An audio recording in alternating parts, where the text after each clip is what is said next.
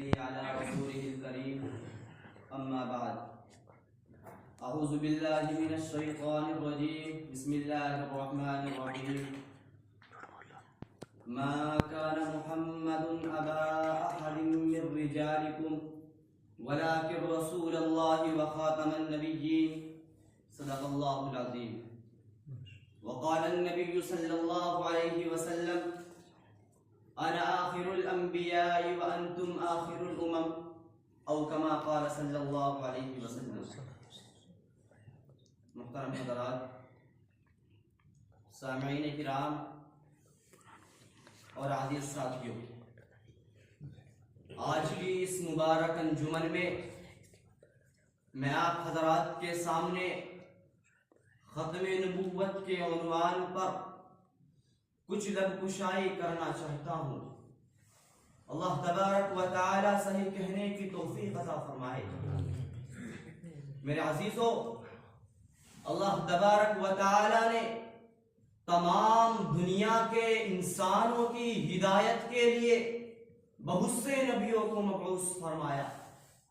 ہر ملک میں نبی آئے، ہر خطے میں نبی آئے، سب نے اللہ کی طرف بلایا، سب نے اللہ کے دین کی دعوت دی، نیکیوں کی تلقین کی اور برائیوں سے روکا.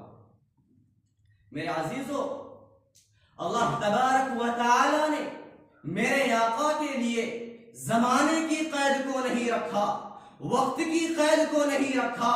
جو پہلے نبی آئے تھے، جو پہلے رسول آئے تھے، ان کے لیے زمانے کی قید تھی.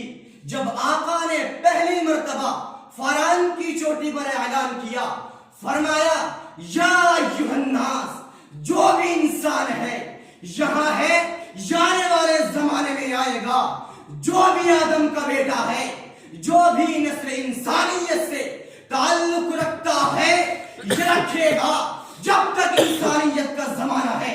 آقا فرماتے ہیں انی رسول اللہ علیکم جمیعا، جب تک انسانیت کا زمانہ رہے گا اس وقت تک کے لیے میں رسول بن کر آ گیا ہوں. اللہ تبارک و تعالی نے میرے آقا کے لیے زمانے کی قید کو نہیں رکھا، بلکہ اللہ رب العزت نے یہ بتلا دیا کہ جہاں جہاں میرے خدائی ہے وہاں وہاں تیری مصطفیٰ ہے. اور ایسا کیوں نہ ہو، اللہ تبارک و تعالی نے آخری نبی، آخری رسول، آخری امت ہونے کا اعزاز ہم کو دیا ہے. خود رب العالمین فرما رہے ہیں جبرائیل واسطہ نہیں ہے، میکائیل ذریعہ نہیں ہے، بلکہ براہ راست فرمان مل رہے ہیں. اور قربان جائیے، امت اسلامیہ کی عظمت و جلالت پر آخری امت بنا دی گئی. اور جب ہم کو یہ بتا دیا گیا کہ تم آخری امت ہو، آپ علیہ السلام آخری نبی ہے، تو اس حقیقت پر، اس دعوے پر ایمان لانا ضروری ہے. اسلام کی پوری تاریخ گواہ ہے کہ جس نے بھی اس عقیدے سے، اس دعوے سے بغاوت کی، اس کا سر تن سے جدا کر دیا گیا.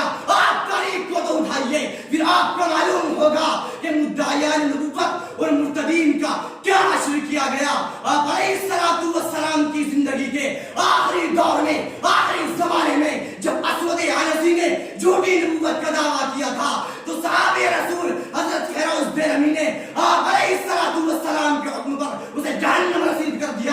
مسلمہ کذاب نے جب جھوٹی نبوت کا علم بلند کیا تو ابو بکر صدیق کے دور خلافت میں حضرت وحشی بن حرب نے اسے دوزخ رسا دیا. مصعب بن زبیر حارث نامی ایک شخص نے نبوت کا دعویٰ کیا تھا، عبد الملک بن مروان نے اسے تخت دار تک پہنچایا تھا. زمانے نبویہ سے لے کر 14ویں ہجری کے آغاز تک امت مسلمہ نے ناموس رسالت کی حفاظت کے لیے اپنے تن من دھن کی قربانی پیش کی تھی اور مدعیان نبوت کو ان کے برے انجام تک پہنچایا. میرے عزیزو، آج میں تمہارے قلوب کو آزمانا چاہتا ہوں، میں تمہارے ضمیروں کو جھجھوڑنا چاہتا ہوں. آج ہمارے نبی کی ختم نبوت پر حملہ کیا جا رہا ہے، ارتداد کا بیج بویا جا رہا ہے. آج ہم ہے کہ خواب غفلت میں مست ہے. ارے وہ دین جس کی حفاظت کے خاطر صحابہ کرام نے خون کی ندیاں بہا دی تھی، وہ دین جس کی حفاظت کے خاطر حضرت بلال حبشی کو تبتی میں لے کر لٹایا گیا، وہ دین جس کی حفاظت کے خاطر امام اعظم کا جنازہ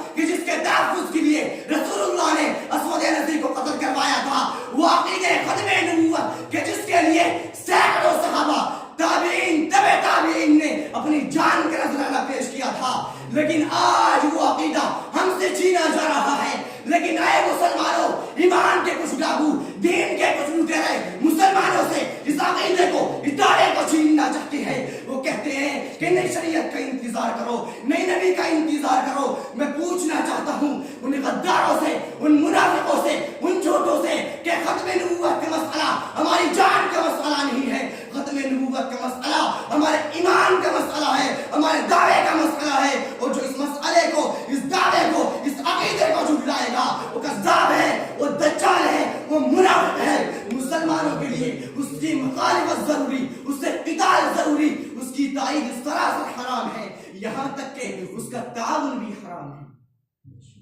لیکن افسوس آج وہ عقیدہ ہم سے چھینا جا رہا ہے، اس کا جنازہ نکالا جا رہا ہے، ارتداد کے بیج کو ہمارے اندر بویا جا رہا ہے۔ یاد رکھنا کل قیامت کے میدان میں ایسا نہ ہو کہ اللہ تبارک و تعالی ہماری گرفت نہ فرما لے اور آقا مدنی کی شفاعت سے ہم محروم نہ ہو جائے۔ دعا کرے کہ اللہ تبارک و تعالی ہمارے ایمان کو مضبوطی دے۔ وآخر دعوانا الحمدللہ۔